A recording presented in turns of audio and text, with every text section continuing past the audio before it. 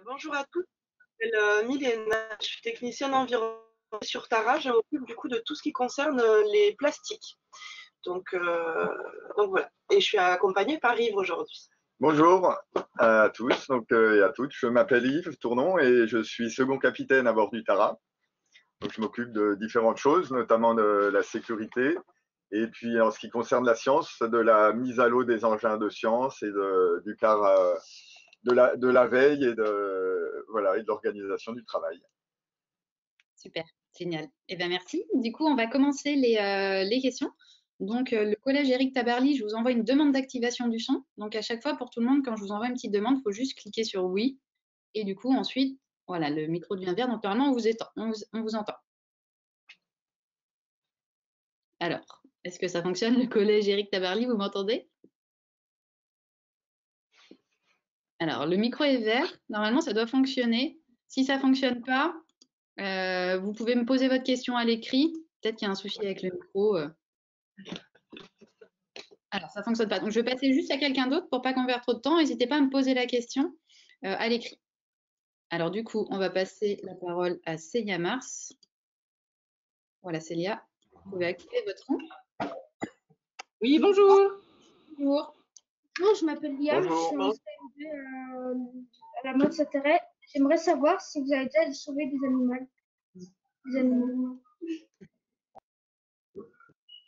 Si on a déjà sauvé des animaux. Alors là, sur cette mission, on n'a pas eu besoin de sauver des animaux. Oiseaux. Ah, on a sauvé un petit oiseau. J'avais oublié un petit piou-piou. Alors, je vais laisser Yves répondre. C'est Milena qui a sauvé un petit oiseau qui s'était posé à bord. C'est vrai. Voilà, on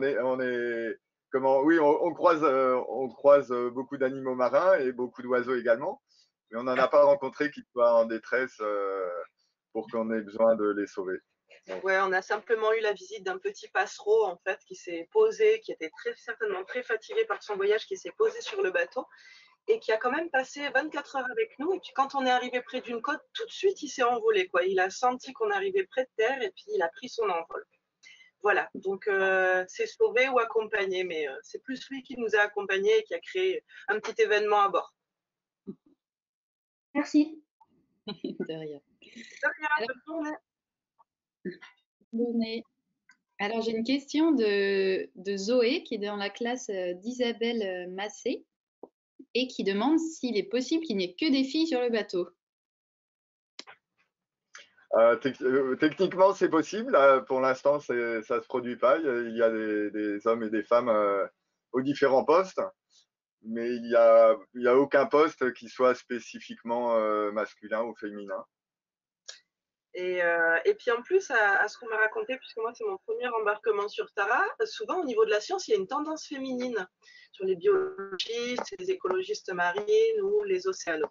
Donc il y a de la mixité et c'est ce qu'on espère garder sur Tara. Super, génial. Très bien. Alors maintenant, on va passer la classe au CM1, CM2 de l'école de Vénérand. Alors, activez votre micro.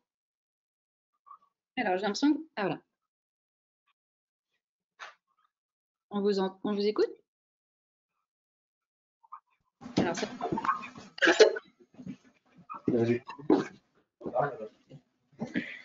Bonjour, je m'appelle Marius. Quelle heure est-il pour vous? Bonjour Marius. Il est très tôt, Marius. Il est 8 h du matin, un petit peu passé. Et on est à Iquique. On est au port commercial de Iquique, à 8 h du matin précise.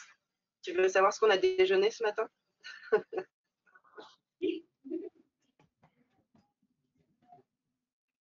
Donc, il est 8 h du matin. Donc, comme chez vous, 8 h du matin, ça veut dire le soleil est déjà levé depuis un moment, mais il est encore relativement bas sur l'horizon. Il y a un petit peu de brume sur la mer. Et puis, devant nous, il y a des grandes montagnes qui sont complètement désertiques. C'est un désert très, très aride. Il n'y a aucune plante, même en bord de mer où il y a la brume matinale qui apporte un peu d'humidité. On ne voit aucune plante. C'est complètement désertique. Et il y a une ville qui est plantée là, au bord de la mer, dans ce désert. Voilà. Et nous sommes confinés à bord de notre goélette. Donc, on on va nulle part, on reste à bord, on est, on est comme en mer, confiné à bord, sauf que c'est le long d'un quai.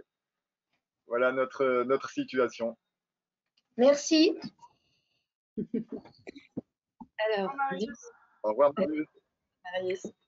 Alors, du coup, on a le collège, donc des élèves de 6e du collège Éric Tabarly qui demandent comment vous organisez-vous pour les repas. Je te laisse. D'accord. Oui, pour les repas, comment on s'organise? Alors, on s'organise vraiment d'une manière très efficace. Ça fonctionne bien.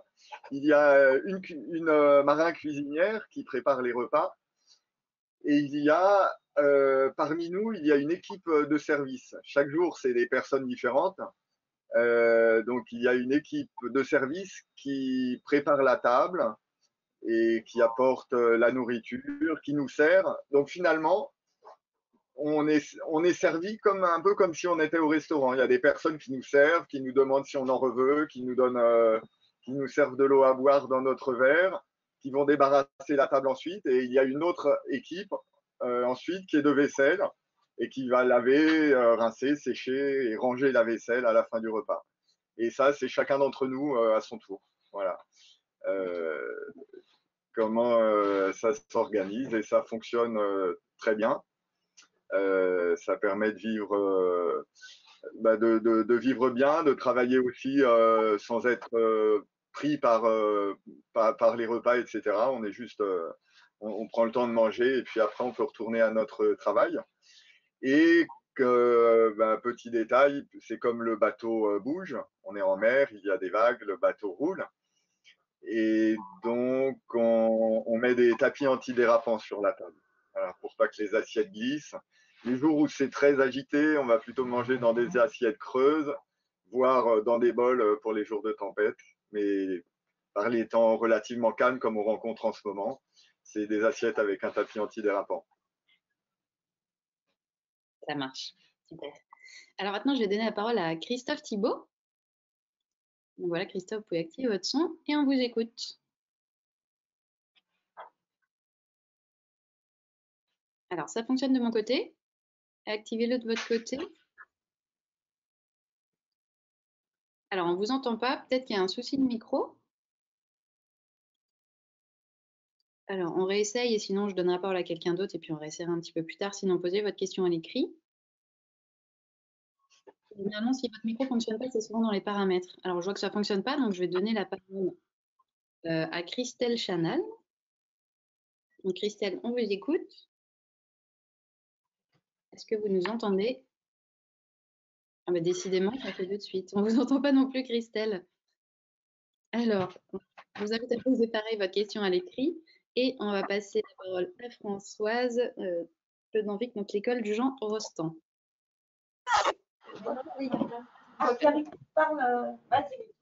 Bonjour, je m'appelle Widjé et la question c'est comment avez-vous fait pour vous réapprovisionner lorsque vous étiez au quotidien parce que le pays il était en confinement. Oui, le Chili est confiné.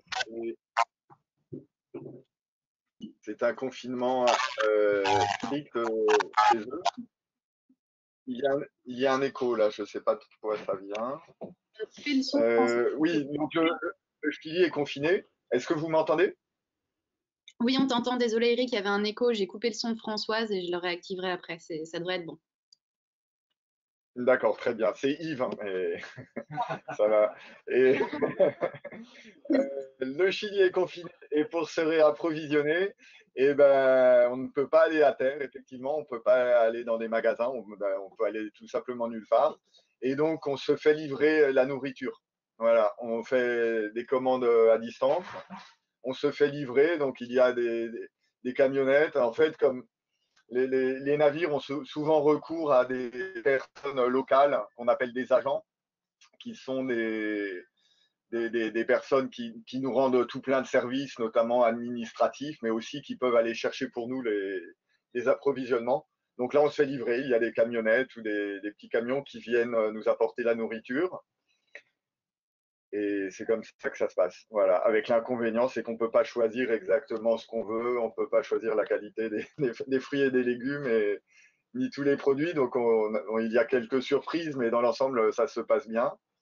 Et puis, on a eu quelques rencontres avec des pêcheurs qui sont venus nous voir en mer et qui nous ont donné du poisson, qui nous ont donné un calamar aussi, énorme. Et donc, ça nous a permis de manger du poisson frais. C'était sympa. Voilà comment ça se passe en ce moment. Super. Alors, François, je réactive votre micro. Donc, c'est bon? Merci. Merci. Alors, du coup, maintenant, j'ai une question à l'écrit de Christophe Thibault qui demande si vous avez découvert de nouvelles espèces de plancton. Milena Cerda, s'il vous plaît. Alors, découvrir de nouvelles espèces de plancton, déjà, nous, ce qu'on prélève, c'est des organismes microscopiques. Donc, ce n'est pas une question auquel on va pouvoir répondre tout de suite. Nous, en fait, à bord, on prélève, on conditionne et on va envoyer tout ça vers des laboratoires à terre. Et c'est après, du coup, avoir analysé tous ces échantillons qu'on pourra savoir est-ce qu'on a découvert de nouvelles espèces. Mais à l'œil nu, c'est un petit peu difficile. Parce que là, on est en train de prélever des organismes entre infiniment petits jusqu'à 2 mm, parfois le centimètre. Mais c'est pas plus gros que ça. Voilà. Alors, Catherine, je vais essayer d'activer votre micro. Catherine Châteauguay, mais ça ne fonctionne pas, donc je pense que vous avez un souci avec votre micro. Donc, je vous invite à poser votre question à l'écrit. Et du coup, je vais donner la parole. Alors, Géraldine, on va essayer de voir si ça fonctionne. Alors, on vous écoute, Géraldine. Bonjour. Bonjour. En mer. Alors, on ne vous entend pas très bien. Est-ce que vous pouvez reposer votre question, s'il vous plaît? Dormir en mer. Est-ce qu'on dort bien en mer? C'est ça ta question, Géraldine? Oui, c'est ça. D'accord. Ça dépend. Ça dépend, en effet. Ça dépend des conditions extérieures. Mais de manière générale, on dort très bien. On est tous bien amarinés. Mais ça nous a quand même pris à chacun un petit temps d'adaptation. À chaque fois qu'il y a des gens nouveaux qui arrivent, on voit qu'ils ont quand même besoin d'une petite semaine pour adapter leur corps en fonction des conditions extérieures. Parce que parfois, il peut y avoir pas mal de houle ou de vagues, et puis du coup, on est dans son lit, et puis tu sais, on a un peu les organes qui montent et qui descendent. Puis petit à petit, on se sent plutôt comme un petit bébé dans son couffin, et puis c'est très agréable d'être bercé par la mer. Oui, voilà. Et ça, donc effectivement, on est bercé, ça peut arriver qu'on dorme très très bien. Et puis aussi, on fait des quarts la nuit. Donc, par exemple, cette nuit, j'étais réveillé de 2h à 4h du matin pour le quart. Et donc, toutes les nuits, on va se réveiller pour le quart, ensuite retourner dormir. Donc, on s'adapte à ça. Des fois, ça fait qu'on dort profondément, des fois, on a un peu de mal. C'est variable. Voilà. Aujourd'hui, j'ai eu un peu de mal. Ça marche. Merci. Très bien. Merci à toi. Alors, Team, maintenant, certaines teams. on a une question. On a une question de Julia sur la rosette qui demande combien ça coûte une rosette.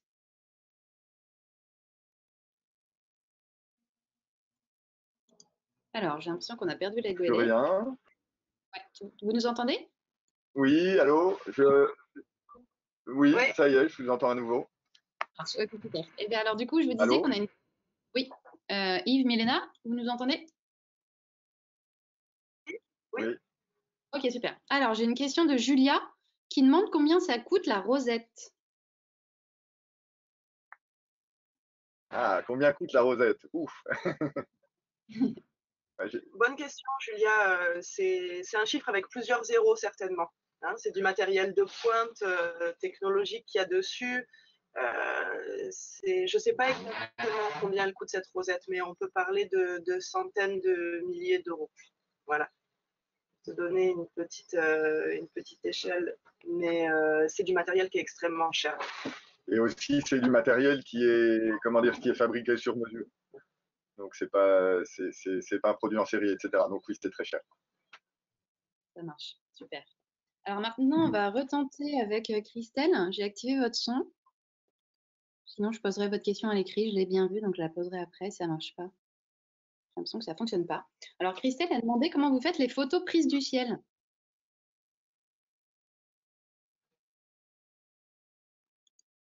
Ah, Yves, Milena, vous nous entendez? J'ai l'impression qu'il y a des petits soucis de connexion. Vous nous entendez, On Yves, n'a pas Milena? entendu la question. Ok, alors comment vous faites les photos prises du ciel?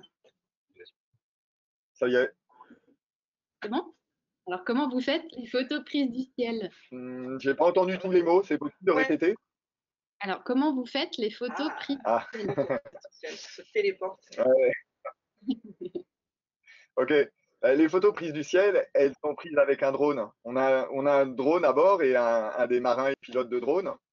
On avait, Oui, on avait. on avait un drone. Le drone a cessé de fonctionner. Mais voilà, on envoie un drone qui nous permet d'aller assez loin et assez haut. Voilà comment on fait les images. D'accord, c'est pour ça. Ça marche. Alors, on va retenter avec Christophe. Vas-y. Bonjour, je m'appelle Lizzie. À quelle vitesse maximale navigue Tara? Avec Thomas.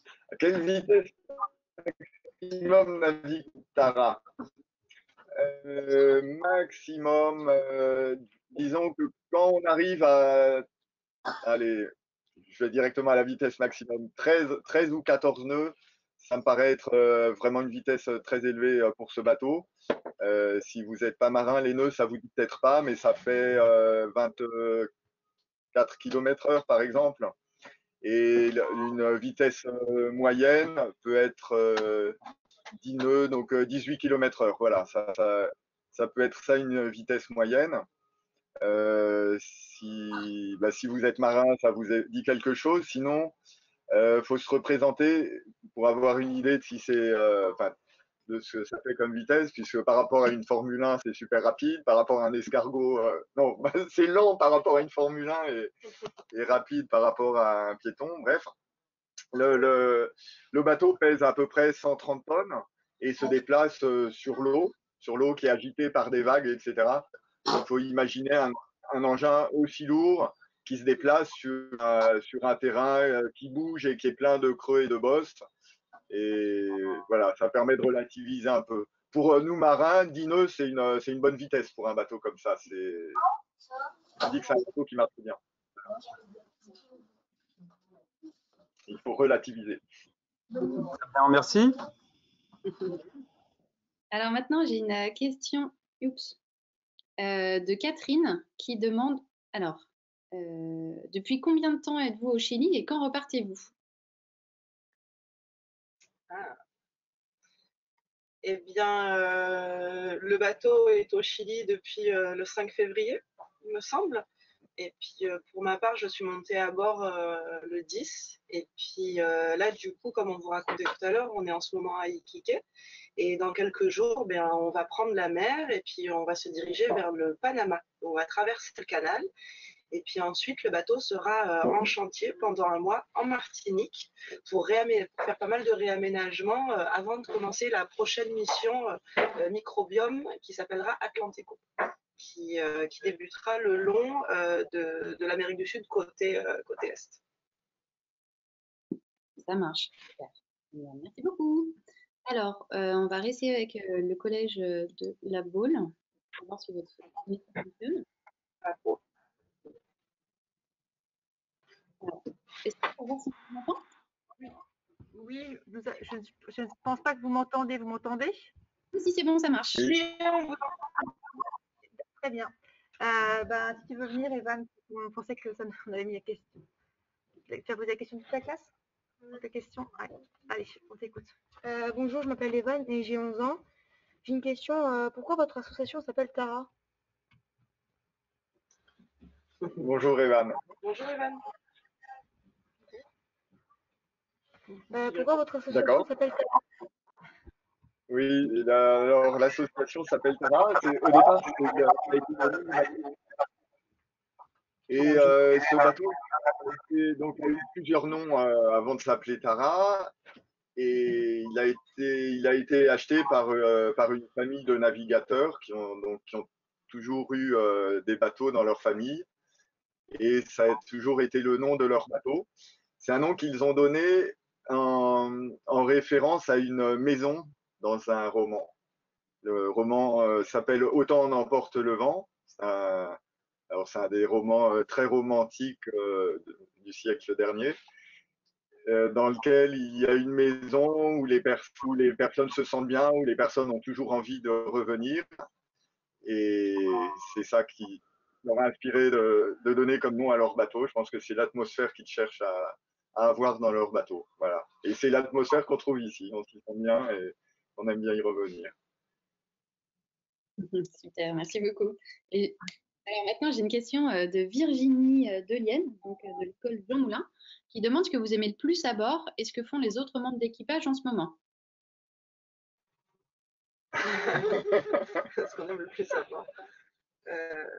Qu'est-ce que tu aimes le plus à bord, Milena? Je crois que la vie en collectivité, elle est particulièrement agréable parce qu'on vient tous quasiment de pays différents. Donc, il y a beaucoup de richesses dans nos échanges. Par exemple, au niveau de la science, il y a des spécialistes, enfin, il y a des scientifiques avec différentes spécialités, donc ça nous permet d'échanger énormément. Et je pense que ce que j'aime le plus, du coup, à bord, c'est pouvoir améliorer mes connaissances et les gens qui composent, du coup, cet équipage et la partie science, ils sont pour quelque chose. Donc, finalement, c'est ce qu'on aime le plus, c'est les gens qui nous entourent parce qu'on passe beaucoup de temps ensemble aussi. Voilà, je partage assez ce que vient de dire Milena. Et ce que j'aime à bord, c'est un tout, c'est pas une chose en particulier, mais c'est vrai que cette atmosphère de travail et d'échange est vraiment très, très enrichissante et très agréable. Et ce que font les autres membres d'équipage en ce moment? Alors, il y a il y a une grande partie de l'équipage là qui est partie faire un test PCR à terre. Donc eux, ils ont été emmenés en taxi vers un centre où ils vont se faire gratouiller le nez. Et puis les autres font. Alors il y en a qui font de l'entretien. Il y a un des marins qui est en train de mesurer les amarres parce qu'on a été malmené cette nuit dans ce port et les amarres sont abîmées, donc il va falloir racheter des amarres. Donc là, il est en train de prendre des mesures. Et le capitaine est en train de préparer la suite de l'escale, le départ et puis la navigation à venir. Et nous sommes là devant vous à parler avec vous. Alors, je vais prendre une dernière question à l'écrit avant de faire un petit quiz et ensuite on reviendra aux questions. Alors, c'est une question de l'école Chambeuf de Samia, Aksha, qui demande quel est l'endroit de la planète où il y a le plus de plastique dans l'eau. Ouais, alors on ne sait pas puisqu'on n'est pas allé partout, donc on n'a pas une réponse vraiment, c'est là l'endroit le plus pollué. De ce qu'on a observé, les endroits extrêmement pollués par le plastique ont été la Tamise, le fleuve de Grande-Bretagne, le Tibre, qui est un grand fleuve d'Italie, extrêmement pollué par le plastique. La mer Méditerranée dans l'ensemble est très polluée. Voilà, je ne sais pas, Milena. Je prends la parole à côté d'une spécialiste du plastique. Je te laisse parler. Pour compléter un petit peu la réponse du coup de Yves, en dehors du coup des fleuves qui font charrier ce plastique et qui sont déjà particulièrement pollués, en fait le plastique il va suivre pendant des années les courants marins et sous l'effet du soleil, des courants, de la salinité, tout ça, il va se fragmenter et petit à petit en fait on retrouve des soupes de plastique, hein, des grandes zones de concentration de plastique dans différents endroits de l'océan. Ça s'appelle des gyres océaniques. En fait, c'est des grands tourbillons qui se forment sous l'effet de la rotation de la Terre et des courants marins. Et du coup, il y en a un qu'on connaît particulièrement, qui est dans le Pacifique Nord, qui est gigantesque, qui fait à peu près 7 fois la taille de la France. Et donc, dans cet endroit, eh bien, on va retrouver sur le premier mètre de la colonne d'eau, en fait, une grande concentration de petites paillettes de plastique.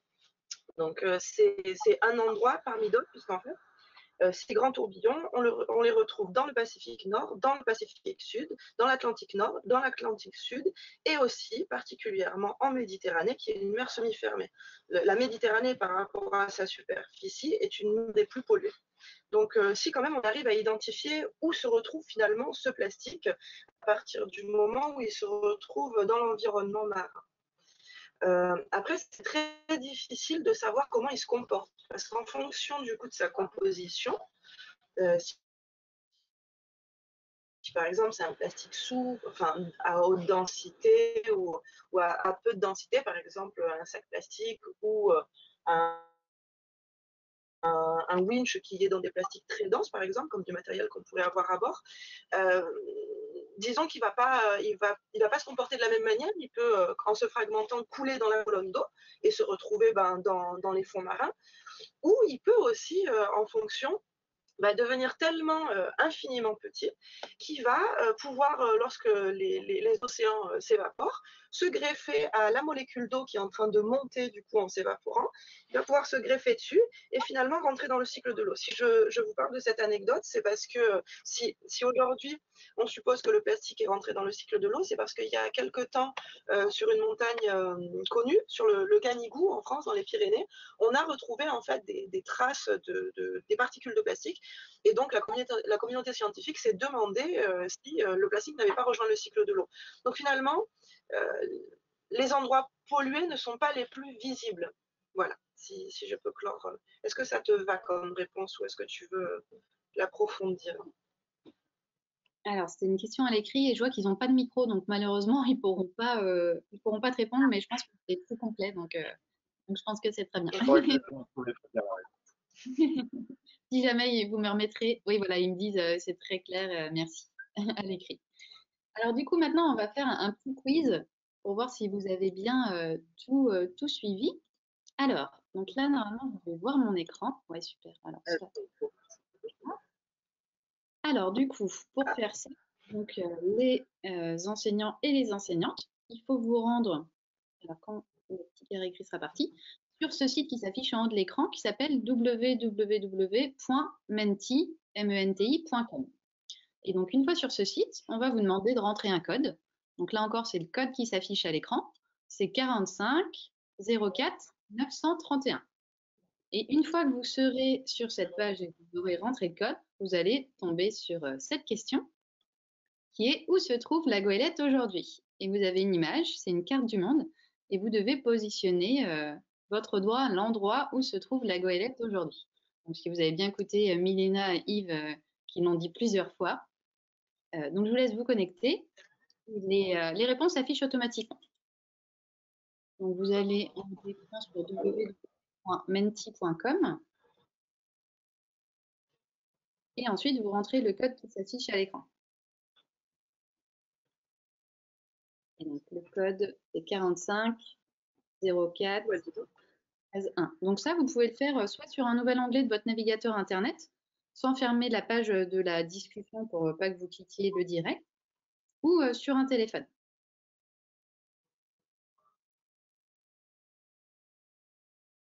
Alors, je vois qu'il y a 2 réponses.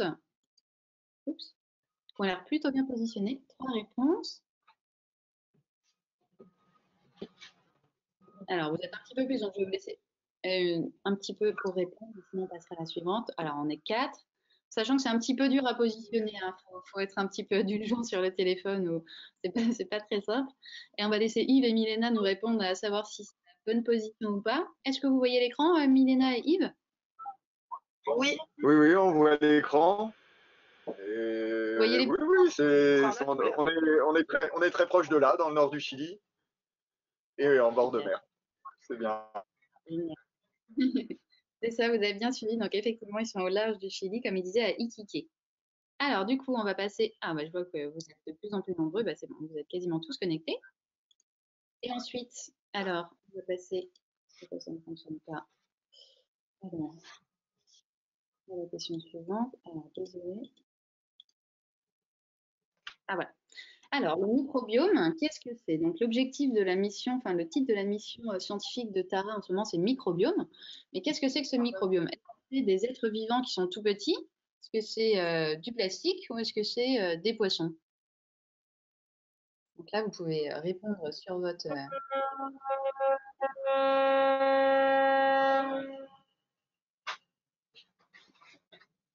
Alors, vous êtes 3 à avoir répondu des êtres vivants tout petits. 10, 1 pour le plastique.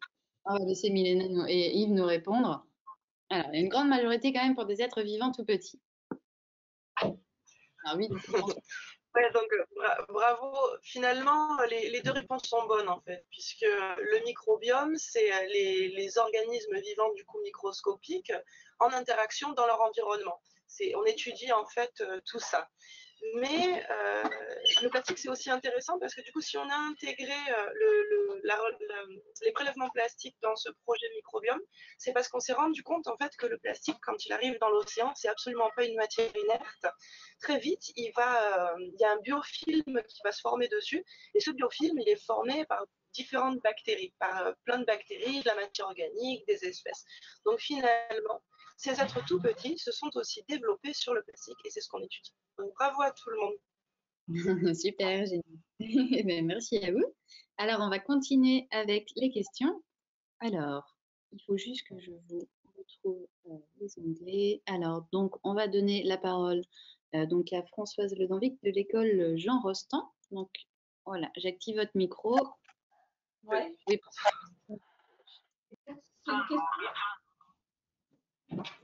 Oui, c'est bon, vous entend? Oui, alors allez-y, on vous... Allez, vite. La deuxième, je m'appelle Soumaya. Depuis le début de la mission, dans quel endroit du monde avez-vous trouvé le plus de grande quantité de plancton? Et s'il est attiré par quelque chose? Bonjour Sophia. Où est-ce qu'on a trouvé les plus grandes quantités de plancton?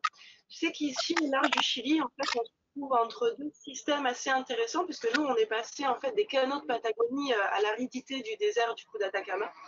Et tout le long de ce pays, en fait, il y a différents phénomènes qui sont, par exemple, des courants marins particuliers, des températures particulières, en tout cas des paramètres particuliers qui font qu'il y a du coup un développement de plancton plus ou moins important en fonction des zones.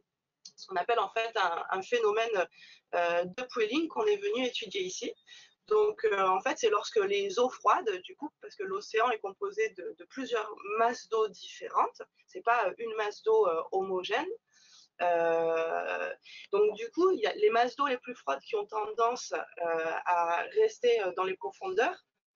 Par ce phénomène, elles vont remonter en fait à la surface et elles vont apporter les nutriments nécessaires du coup à la vie. Et en surface, on va retrouver du coup une forte proportion, par exemple, de plancton, ce qu'on va appeler un bloom. Voilà.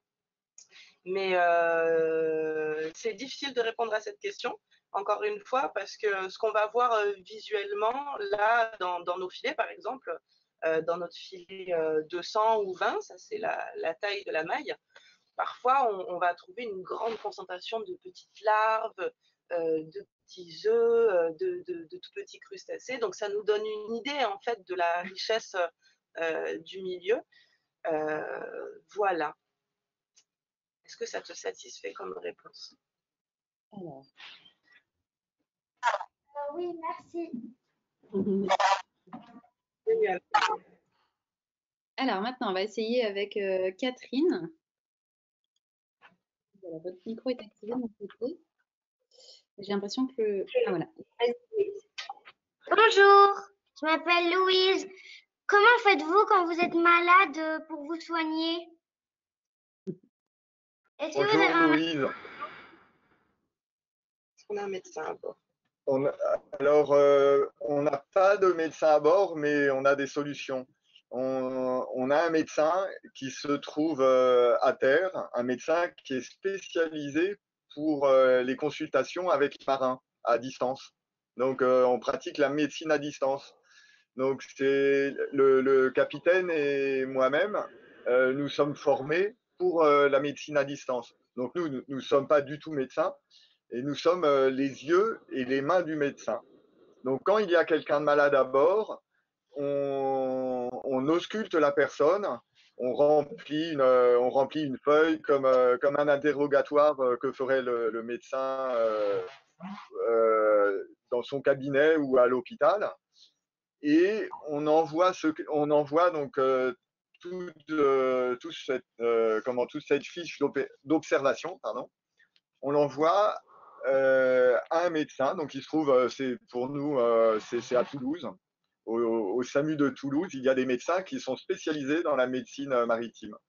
Et là, voilà, on a des contacts téléphoniques par satellite avec le médecin. On peut lui envoyer des photos par mail, par exemple. Et le médecin, lorsqu'il a tous les éléments dont il a besoin, fait un diagnostic et prescrit un traitement. Et à bord, nous avons un stock de médicaments donc qu'on peut utiliser sur les conseils du médecin. Voilà, et on a assez régulièrement des cas de personnes qui ont une douleur, une maladie, quelque chose, et on procède comme ça fonctionne très bien. Et Merci. donc on peut appeler. Oui, bienvenue. Super, merci. Alors maintenant, j'ai une question à l'écrit de Virginie Delienne, donc de l'école Jean Moulin, qui demande si vous pouvez faire du sport à bord du bateau.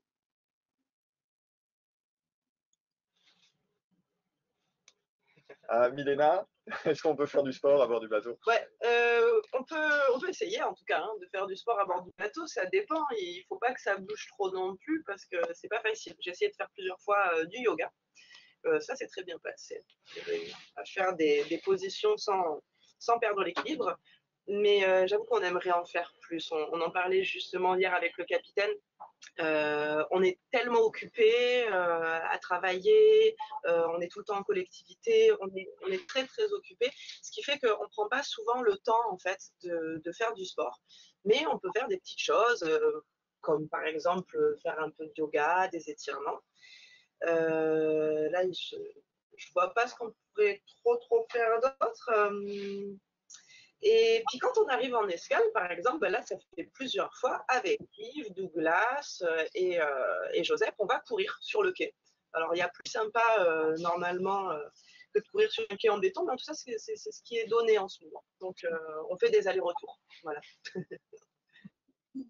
Ça marche, super. Alors Géraldine, j'ai essayé d'activer votre micro, mais je vois que ça ne fonctionne pas de votre côté. Alors vous pouvez cliquer sur oui pour la demande d'activation du son. Bon, bonjour, je m'appelle Paco. Qu'est-ce que c'est vraiment la rosette? Ah, qu'est-ce que c'est que vraiment la rosette? Alors, la rosette, en fait, c'est un gros carrousel. Voilà. Comme tu peux imaginer un manège, c'est un gros carrousel sur lequel, en fait, il y a plein de bouteilles avec des volumes différents à l'intérieur. Donc là, c'est entre, il me semble, 8 litres, 10 litres. Et du coup, on va plonger sur cette rosette. Il y a aussi différents instruments qui vont, lorsqu'ils vont être activés, quand ils vont être configurés du coup par l'océanographe qui est Joseph à bord, ils vont prendre des mesures de salinité, de pH, de turbidité et encore beaucoup d'autres. Donc on va plonger cette recette en fonction de la profondeur qu'on veut prélever dans la colonne d'eau. Donc là, en ce moment, par exemple, on fait des stations qui s'appellent des stations mésopélagiques. Donc on va aller très en profondeur dans la colonne d'eau, parfois jusqu'à 1200 mètres de profondeur. Et puis, on va prélever à différents endroits l'eau. Comme ça va nous permettre du coup d'avoir des informations précises sur ces différents paramètres que je te citais, comme la salinité, les sels nutritifs qui sont présents dans l'eau, qui sont indispensables à la vie, toutes ces petites choses. Donc, c'est un matériel de pointe, très cher, où on va pouvoir mesurer différents paramètres et surtout nous ramener à bord l'eau dont on a besoin pour ensuite la conditionner et l'envoyer vers les laboratoires à terre, qu'elle soit analysée. Super, merci beaucoup. Merci. Alors, du coup, les CM1, CM2 de Vénérand, j'active votre micro et on vous écoute pour poser vos questions. Bonjour, je m'appelle Raphaël. Ma question, c'est quel souvenir garderez-vous du Chili?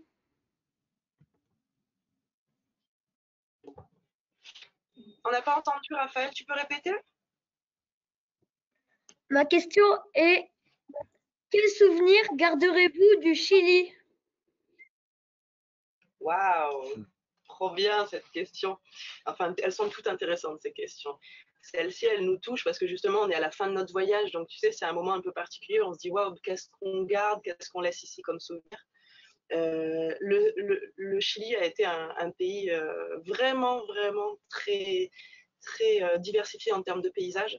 On est passé du sud de la Patagonie dans les canaux, les glaciers, les sanctuaires de mammifères marins, les baleines, à finalement cette mer ouverte et la côte d'Atacama plongeante du coup, qui est une zone aride, un désert. Donc en fait, on en a pris plein les yeux, Raphaël. Mais pour ma part, en tout cas, c'est vrai que de découvrir toute cette zone des canaux en Patagonie, c'était un émerveillement constant. C'était gigantesque. C'était presque un lieu où on avait l'impression qu'il n'y avait jamais eu d'homme qui était passé par là. Il manquait plus que des animaux préhistoriques. Voilà. Est-ce que ça répond à ta question, Raphaël? Oui, merci. Super. Alors maintenant, j'ai une question à l'écrit. Ou alors, je vois que vous levez la main, on va essayer de le faire à l'oral. Le collège, les 6e C du collège Éric Tabarly, on va voir si ça fonctionne. Oui, ça marche. On vous écoute. Bonjour, je m'appelle Éloi, j'ai 12 ans. Quelle est la profondeur maximale à laquelle la rosette peut plonger? Bonjour Éloi. La rosette, physiquement, elle peut plonger très profond. Je ne connais pas exactement la profondeur maxi de la rosette.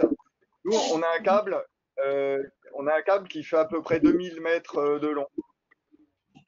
Donc, théoriquement, on peut la descendre jusqu'à 2000 mètres de profondeur. Et là, en ce moment, ça a été 1200 mètres, la profondeur demandée par les scientifiques. On a fait, il me semble, une ou deux rosettes à 1500 mètres de profondeur. Voilà ce qui s'est passé en ce moment. D'accord. Merci. Alors, on va essayer avec Céline de l'école de la Motte Saint-Héret. Bonjour, je m'appelle Nola. Je suis à l'école de la Motte Saint-Héret en CM2.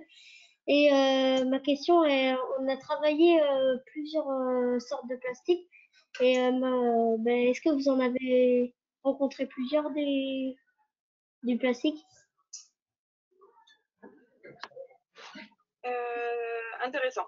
Écoute, quand on est arrivé au Chili, on s'attendait. Alors déjà, on a commencé du coup par la zone des canaux, et les canaux, ils sont assez abrités en fait, et il y a peu d'activité humaine, il y a peu de présence humaine.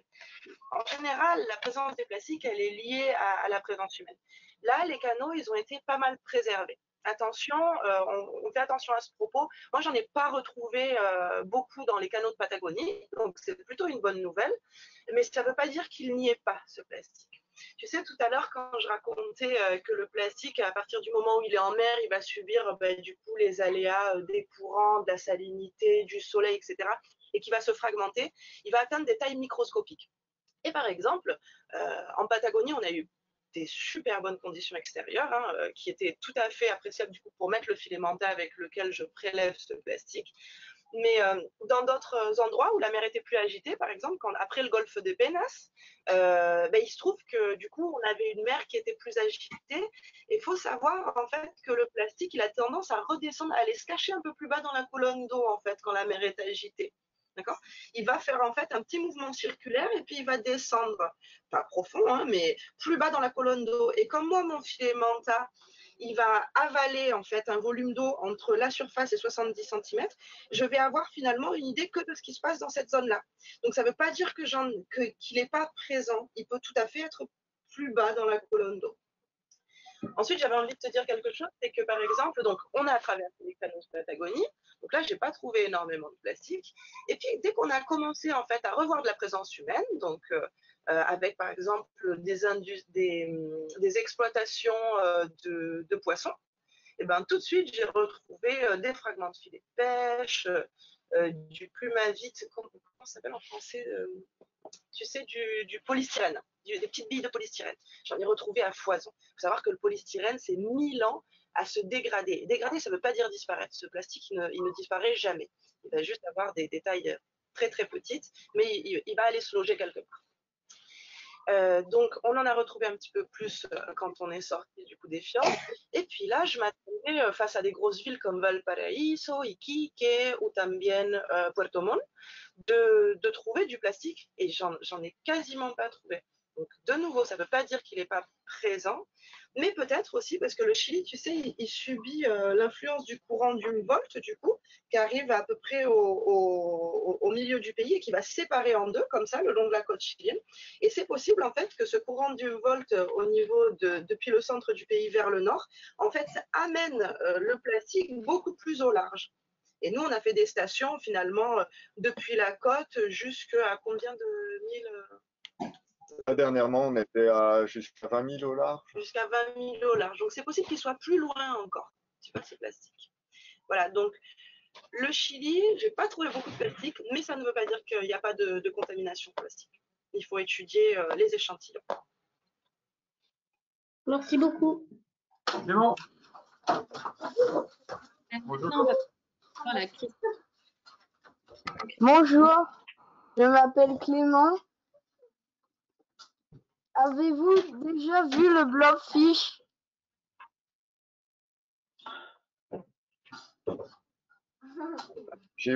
Bonjour Clément, j'ai pas compris. Est-ce qu'on a déjà vu? J'ai pas compris. Avez-vous déjà vu le blobfish?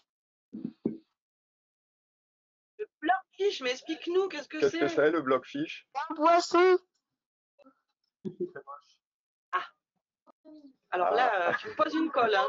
Il faut absolument que j'aille sur Internet regarder ça. Mais c'est un poisson rare, c'est une espèce particulière. Raconte-nous un petit peu plus. C'est un nom anglais, là. Est-ce que tu aurais le nom français? Un bleu. Il a un drôle de visage. Il a un drôle de visage. Ah oui, il a un visage d'ailleurs un peu humain, non? Oui. Ce poisson. Avec un gros nez. Oui. Avec un gros nez. Ah mais oui. Effectivement. Alors, nous, on n'a pas vu de blobfish, mais on a vu des globicéphales, on a vu plein d'autres mammifères marins. Mais alors, celui-là, je ne l'ai jamais rencontré. Peut-être la prochaine expédition. Merci. Merci. Merci. Non. Alors du coup, je vais prendre une dernière question à l'écrit et une dernière orale. Donc à l'écrit, on a une question de Christelle qui demande comment vous vous organisez pour le travail de nuit.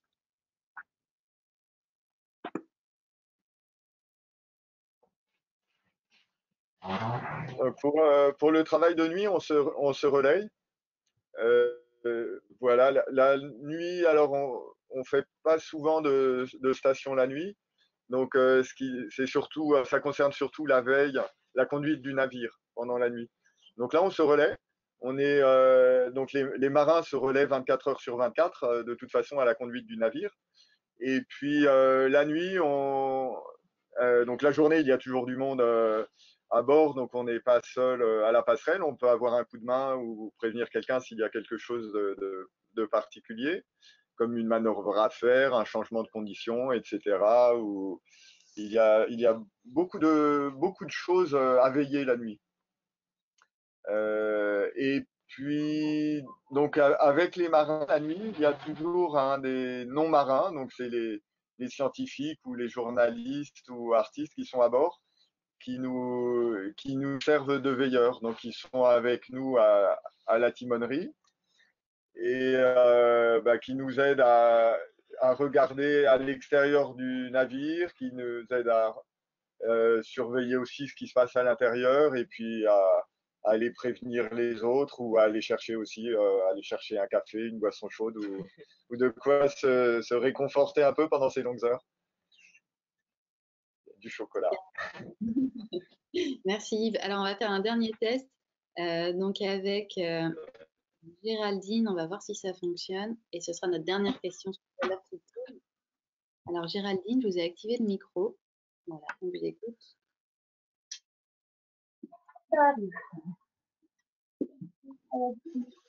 Est-ce que des fois vous allez dans l'eau? Est-ce que des fois on va dans l'eau, c'est ça la question?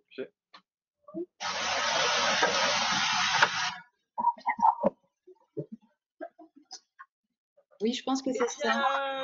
Alors, pour répondre à ta question, Géraldine, en fait, oui, ça nous est arrivé de faire des petits ploufs à l'eau. Mais évidemment, c'est toujours quand les conditions extérieures sont bonnes et que la sécurité le permet. Donc, à côté de moi, j'ai Yves qui est responsable de la sécurité à bord. Et donc, on prend toujours le temps d'analyser l'environnement avant de faire un plouf. Mais oui, on s'est déjà baigné devant un glacier, par exemple. C'était un joli moment. On s'est baigné l'autre jour encore au mouillage. Voilà. Voilà, et donc on va à l'eau, comme dit Milena, quand c'est possible et pour le plaisir. Et beaucoup à bord adorent ça. Mais on va pas à l'eau pour le travail. Tout ce qui est prélèvement, etc., tout ce qui est science, ça se fait depuis le pont du bateau avec des filets, des engins, des bouteilles, etc. Et donc, mais quand on a l'occasion, quand on a un peu de temps et qu'on a des bonnes conditions, aller se baigner, c'est vraiment merveilleux. Donc, se sont baignés devant les glaciers. Là, on s'est baigné sur des fonds de plus de 2000 mètres de profondeur. Alors, c'est un petit peu vertigineux, puis ça fait un bien fou d'aller dans l'eau. Surtout qu'il fait chaud là en ce moment. Il fait très chaud à Iquique. Merci. Merci. Eh bien, merci à Bien. tous, Yves et merci Milena pour votre temps. Donc, je vous enverrai le direct et bonne journée à tous et à bientôt. D'accord, merci beaucoup. Au revoir. Bonne journée. Merci pour vos questions. Ouais, merci C'était intéressant. pour vos questions. À bientôt.